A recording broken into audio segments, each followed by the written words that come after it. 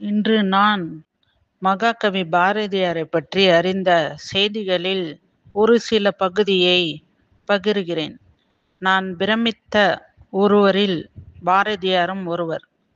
அவர் மகாகவி பாரதியார் என பரவலாக பேசப்படும் சி. சுப்பிரமணிய பாரதி. இந்தியாவின் மகத்தான சுதந்திர போராட்ட வீரர்களில் ஒருவர். பத்திரிகையாளராகவே வாழ்வின் ஒரு பகுதியை அமைத்துக் கொண்டவர்.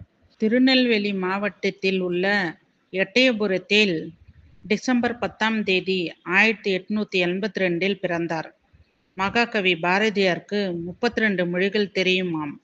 அதில் 29 இந்திய மொழி, மற்ற 3 அயல்நாட்டு மொழிகள். அதனாலதான் என்னவோ யாமறிந்த மொழிகளிலே தமிழ் மொழி போல் ஏதும் எங்கும் காணோம் என்று பாடியிருக்கிறார். இந்தியாவிலே முதலாக இவருடைய படைப்புகள் தான் தேசியமயமாக்கப்பட்டது.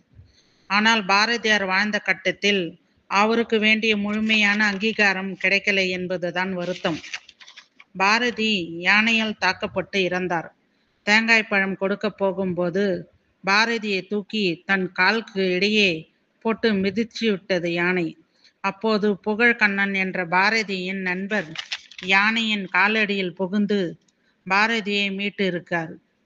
பாரதிக்கு தலையில் முண்டாசு இருந்ததால் தலையில் பெரிதாக அடிபடலை. ஆனால் முகம், மூக்கு, தோள்பட்டை என பல இடங்களில் அடிபட்டது. மருத்துவமனையில் சிகிச்சை பெற்றார். குணமாகி சுதேசி மித்ரன் ஆபீஸ் வேலைக்கு போயிருக்காரு.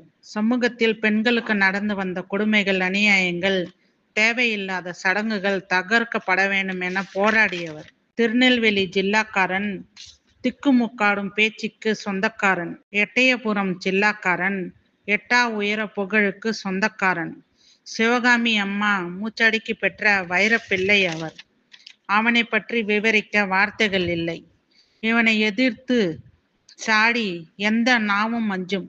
அதாவது இவனை எதிர்த்து சாடிட எந்த நாவும் அஞ்சும். இவன் எடுத்து பாடிட தமிழ் வார்த்தையெல்லாம் கெஞ்சும்.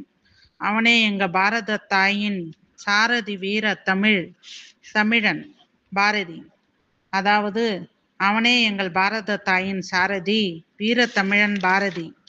பாரதி எழுதிய கவிதைகளில் விழும் வேகத்தை விட எழும் வேகம் அதிகமாக இருந்தால் தோற்கடிக்க அல்ல, உன்னை பார்க்கவே எவனும் பயப்படுவான் என எழுதியிருக்கிறார். இயற்பெயர் சுப்பிரமணிய சுவாமி.